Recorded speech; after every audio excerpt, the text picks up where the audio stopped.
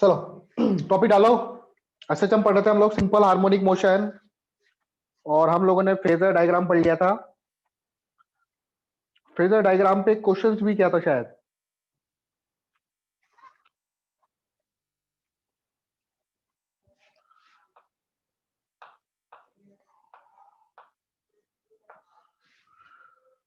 ठीक, phasor diagram पे हमने क्वेश्चन भी किया था। नेक्स्ट क्वेश्चन देखो।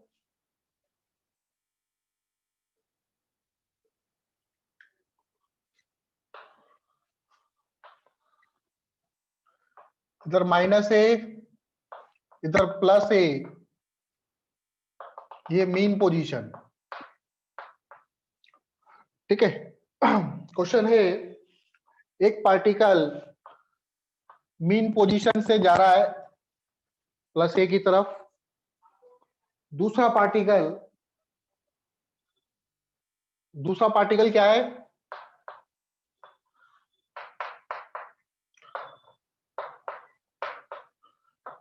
प्लस ए पर है और मीन पोजीशन की तरफ जा रहा है। पार्टिकल 1 और पार्टिकल 2 दोनों का एम्पलीट्यूड सेम है, दोनों की वेलोसिटी सेम है, दोनों सेम ही एसएचएम कर रहे हैं। ठीक है, दोनों की इक्वेशन वगैरह भी सेम है सब। तो मुझे बताना है कि ये दोनों कितने टाइम बाद मिलेंगे। टाइम व्हेन दे मीट,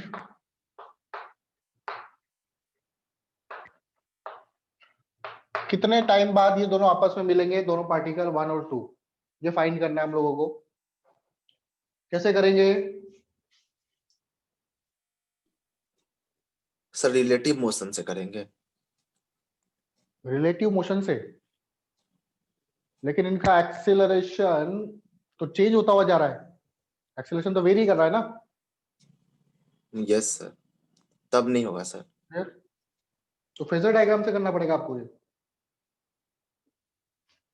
तो इस क्वेश्चन को हम लोग करेंगे फेजर डायग्राम से। इस क्वेश्चन को करेंगे हम लोग फेजर डायग्राम से। मैंने आप लोगों को फेजर डायग्राम सिखाया था।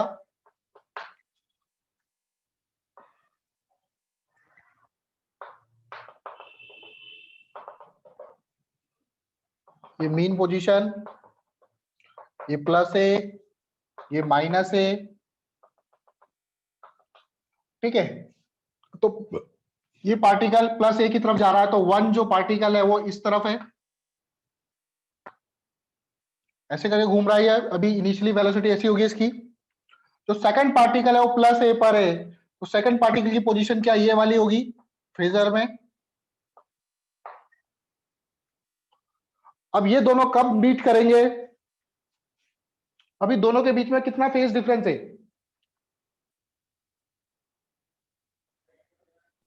π/2। π/2 का फेज डिफरेंस है।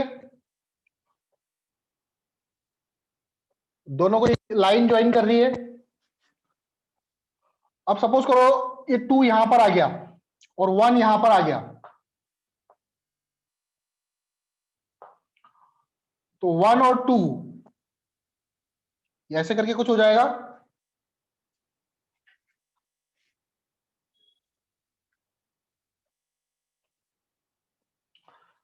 Both particle meet if line joining them, इन दोनों को जो लाइन ज्वाइन कर रही है वो कैसे हो जाए, वर्टिकल हो जाए। Both meet when line joining them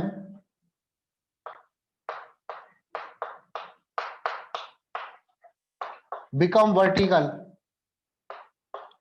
दोनों को जोड़ने वाली लाइन वर्टिकल हो जाए तब मीट करेंगे ये। ठीक है, अब यहां पर एंगल निकालो, कितना एंगल हो जाएगा। क्या इन दोनों के बीच में हमेशा जो फेज डिफरेंस है क्या वो π/2 का ही रहेगा। फेज डिफरेंस जो है इनिशियली π/2 है, तो बाद में भी π/2 का फेज डिफरेंस रहेगा। अभी भी फेज डिफरेंस कितना होगा दोनों के बीच में, π/2। बात समझ में आ रही है क्या।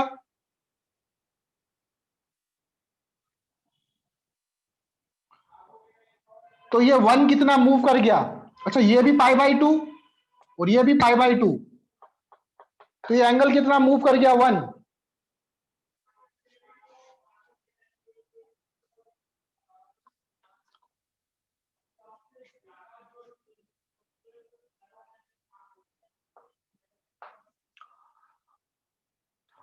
वन यहां पर 2 यहां पर, दोनों के बीच में कितना एंगल है π/2। पहले कितना था π/2, तो ये कितना हो जाएगा π/4 का हाफ हो जाएगा क्या, π/2 का हाफ π/4, π/4, ये भी π/4 और ये भी π/4। ठीक है, तो एंगल थीटा बराबर कितना हो जाएगा, कितना एंगल कवर किया π/4, थीटा बराबर होता है ओमेगा टी, ओमेगा बराबर 2π/t, पाई से पाई कैंसल, टी आ जाएगा कैपिटल T/8। इतने टाइम बाद ये दोनों आपस में मीट करेंगे। π/4 एंगल कवर करने के लिए कितना टाइम चाहिए T/8। बोला आया समझ में।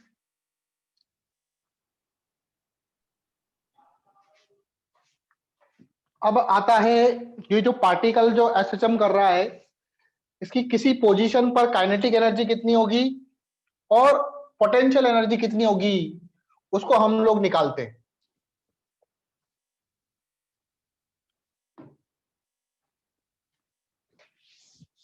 तो सबसे पहले निकालते हैं हम लोग काइनेटिक एनर्जी।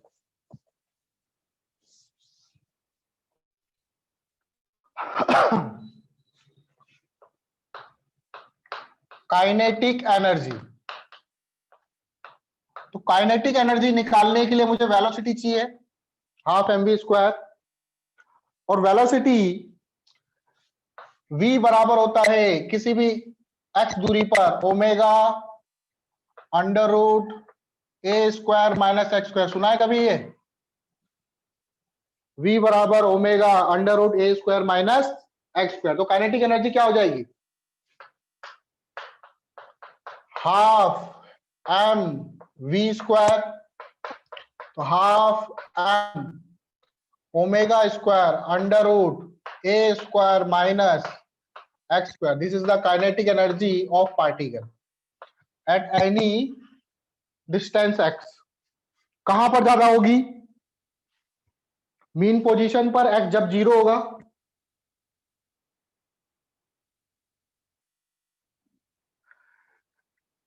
ठीक।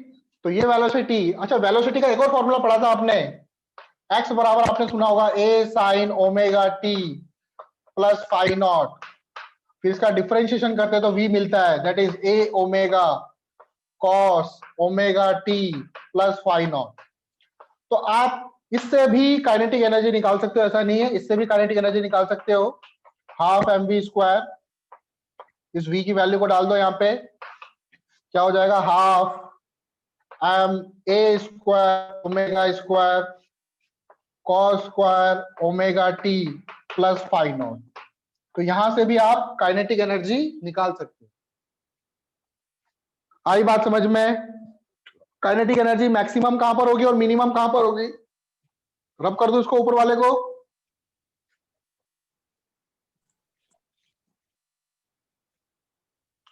तो एक पार्टिकल मान लो एसएचएम कर रहा है, ये मीन पोजीशन है, ये प्लस ए, ये माइनस ए। तो प्लस ए पे वेलोसिटी क्या होती है 0, यहां पर क्या होती है 0, यहां पे v मैक्स होता है। तो यहां पर काइनेटिक एनर्जी क्या होगा मैक्स, यहां पर काइनेटिक एनर्जी क्या होगी मिनिमम, और यहां पर भी काइनेटिक एनर्जी क्या होगी मिनिमम होगी।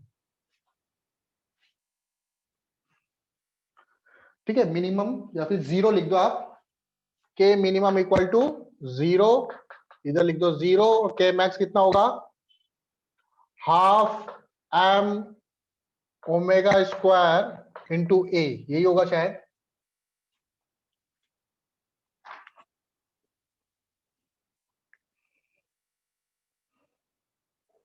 सॉरी, ए का स्क्वायर आएगा ना रूट। ठीक है, नोट कर लिया। No sir.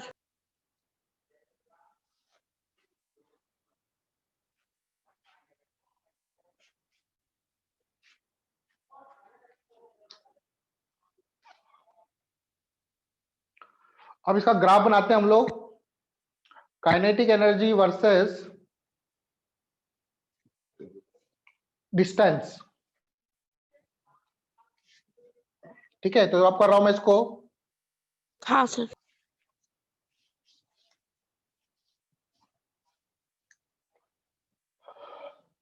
तो काइनेटिक एनर्जी हमेशा पॉजिटिव में होगी।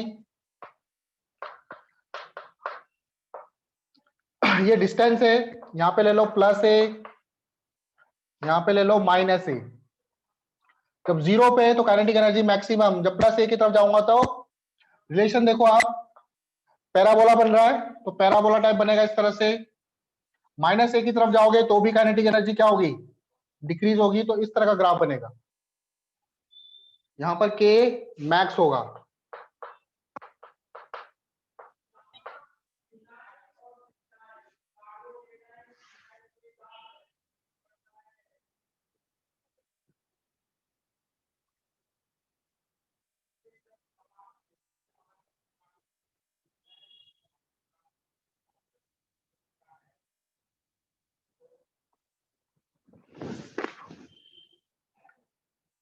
नोट कर लिया?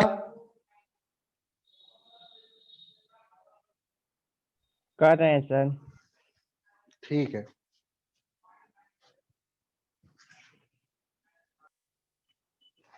चलो। अब काइनेटिक एनर्जी निकाल लिया, अब निकालेंगे हम लोग पोटेंशियल एनर्जी। पोटेंशियल एनर्जी कैसे निकालें?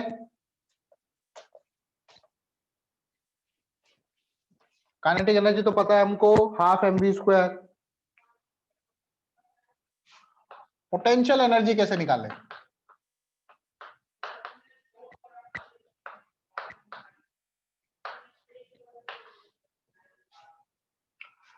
तो देखो, पार्टिकल ऐसे मीन पोजीशन पर, ये माइनस ए, ये प्लस ए। मैं लेता हूं x दूरी पर, इस पार्टिकल पे फोर्स ऐसे लग रहा होगा। मैंने पार्टिकल को ऐसे डिस्प्लेस किया, कितना, x। तो फोर्स लग रहा होगा यहाँ पे F इक्वल टू माइनस के एक्स, पता है आप लोगों को, डायरेक्शन उसकी ऐसे होगी इसलिए माइनस लगा। तो x पे जाके dx जो वर्क करेगा, कि dx वर्क डन ने, x पे जाके dx वर्क डन किया, ये वर्क डन किसके बराबर होगा? आपने सुना होगा कंजर्वेटिव फोर्स के कारण जो वर्क डन होता है, dw बराबर माइनस डेल्टा यू, सुना है कभी? Work done by conservative force, spring force या फिर जो पार्टिकल पे जो फोर्स लग रहा है वो कैसा है, कंजर्वेटिव फोर्स है, क्योंकि पोटेंशियल एनर्जी हमेशा कंजर्वेटिव फोर्स में ही आती है।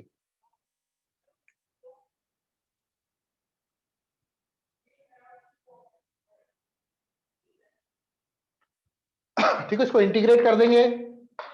वर्क डन कितना होगा, माइनस के एक्स इंटू डी एक्स,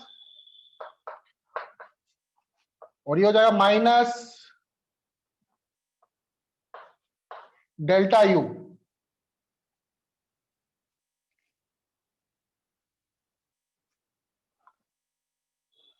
ठीक है, सही कर रहा हूं मैं?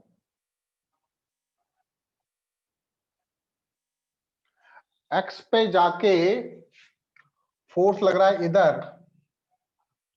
ये दूरी है dx। यहां पे माइनस लगेगा आपका, क्योंकि जो वर्क डन हो रहा है वो नेगेटिव में हो रहा है। फोर्स ले लिया आपने माइनस के एक्स, यहाँ पे नेगेटिव लगेगा वर्क डन, क्योंकि फोर्स लग रहा है इस तरफ कंजर्वेटिव फोर्स के कारण। एक्सटर्नल वर्क डन नहीं बोल रहा हूं मैं, कंजर्वेटिव फोर्स, मतलब जो स्प्रिंग फोर्स लग रहा है। तो यहाँ पे आ जाएगा आपका के, बाहर आ जाएगा, अंदर आ जाएगा x² बाय 2। लिमिट कहां से कहां तक, मीन से 0 से लेके a तक ले लो। डेल्टा यू को सॉल्व करेंगे तो minus you final minus u initial आएगा।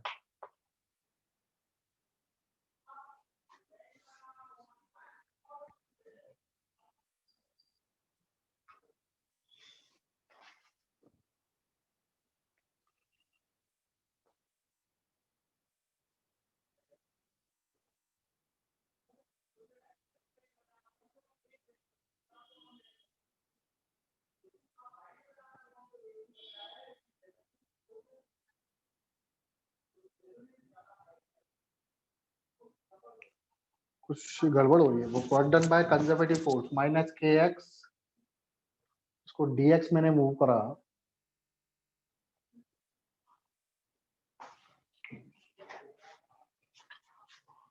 इसको मत लगाओ माइनस को, माइनस यहाँ पे लगा दो।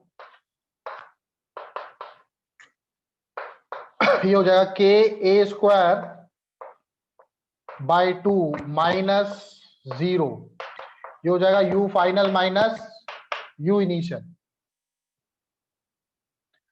ठीक है, तो क्या आ जाएगा ये हाफ के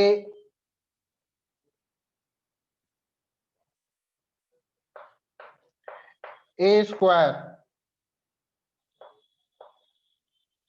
माइनस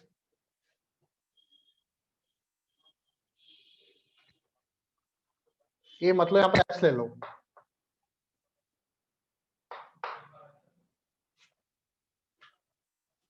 किसी एक्स दूरी पे पोटेंशियल एनर्जी निकाल रहे हैं हम लोग, तो half k x square by 2 equal to हो जाएगा u final minus u initial, तो यू फाइनल बराबर हो जाएगा u initial plus half k x square by, ठीक है। ये आपकी पोटेंशियल एनर्जी आ जाएगी। मैंने मान लिया लेट एट मीन पोजीशन, क्योंकि 0 से x तक की मैंने इंटीग्रेट किया, let at mean position u initial equal to हो जाएगा 0, तो काइनेटिक एनर्जी क्या हो जाएगी इसकी, sorry potential energy half k x square, तो किसी भी पॉइंट पे इसकी पोटेंशियल एनर्जी होती है हाफ के एक्स स्क्वायर। के सर और एम, हाँ बेटा, half k x square by 2 कैसे लाए हैं? यहाँ कहाँ लास्ट पे, सेकेंड, लास्ट सेकेंड। सॉरी एक ही 2 आएगा यहाँ पे, एक्स स्क्वायर बाई 2 था, हाँ ठीक है ना। तो किसी भी पॉइंट पे पोटेंशियल एनर्जी होगी हाफ के एक्स स्क्वायर। मैंने बताया था ओमेगा स्क्वायर बराबर होता है के बाई एम, के बाई एम को हमने ओमेगा स्क्वायर लिया था, तो के हाँ बराबर हो जाएगा एम ओमेगा स्क्वायर, तो यू हो जाएगा आपका half m omega square x square,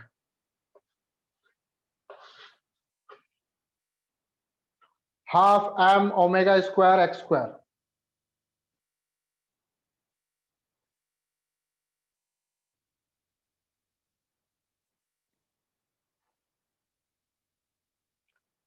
ठीक है, इसको रब कर दो इधर वाले को। Yes yes sir. Sir.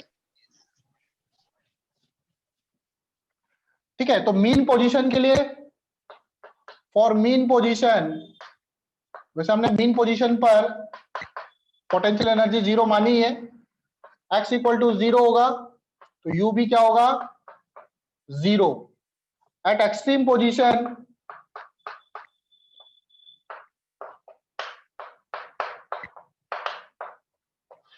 x equal to हो जाएगा a, तो u हो जाएगा आपका u मैक्स, ये u मिनिमम है, u मैक्स हो जाएगा वहां पे, हो जाएगा half m omega square a square. मतलब मीन पोजीशन पर काइनेटिक एनर्जी तो मैक्सिमम होती है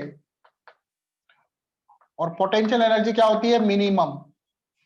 एक्सट्रीम पोजीशन पे काइनेटिक एनर्जी मिनिमम हो जाती है और u हो जाता है maximum, u maximum k minimum.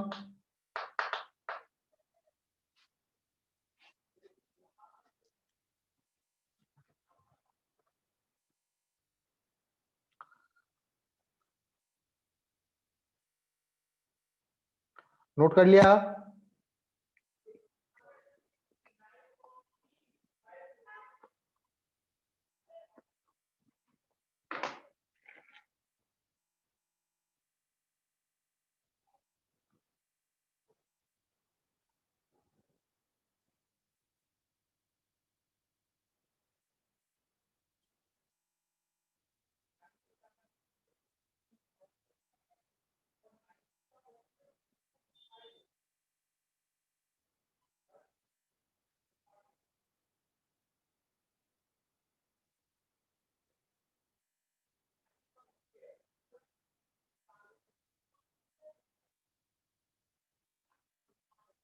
ठीक है, आगे देखें। अब ग्राफ बनाते हैं हम लोग इसका। फॉर्मूला क्या आया, u equal to half m omega square x.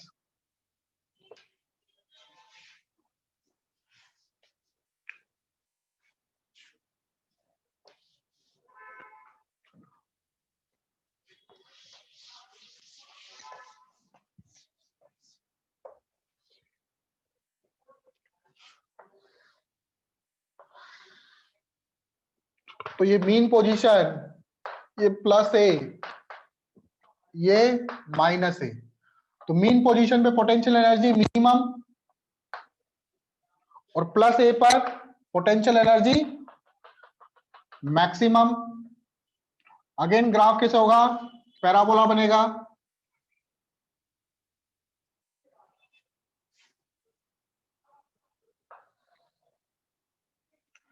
You max equal to कितना होगा, half m omega square a square. अब टोटल एनर्जी की बात करूं, टोटल एनर्जी क्या होगी, kinetic energy plus potential energy. Kinetic energy क्या है, half m omega square a square minus x square. Potential energy क्या है, half m omega square x square. तो आप देखोगे इसको सॉल्व करो, किसी भी एक्स दूरी पर माइनस का एक्स स्क्वायर आ रहा है इधर, प्लस का एक्स स्क्वायर, तो ये क्वांटिटी कट जाएगी, आपके पास बचेगा half m omega square a square. तो आप देखोगे कि जो टोटल एनर्जी है वो हमेशा कांस्टेंट रहेगी, और कितने के बराबर रहेगी वो, half m omega square a square. तो अगर मैं दोनों का ग्राफ बनाऊं साथ में, टोटल एनर्जी का, टोटल एनर्जी तो कांस्टेंट ही आएगा। इधर प्लस ए ले लो, इधर माइनस ए, टोटल एनर्जी जो है वो कांस्टेंट ही रहेगी।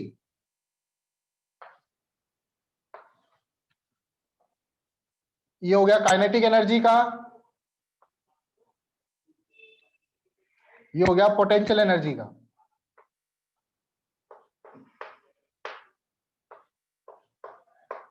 और ये हो गया आपका टोटल एनर्जी का। तो टोटल एनर्जी जो पार्टिकल एसएचएम कर रहा है उसकी टोटल एनर्जी हमेशा कांस्टेंट ही रहेगी।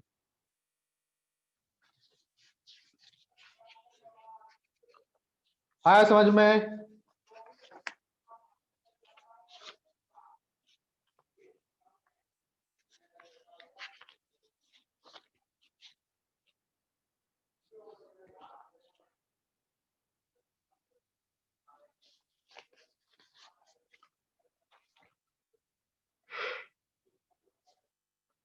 हो गया नोट?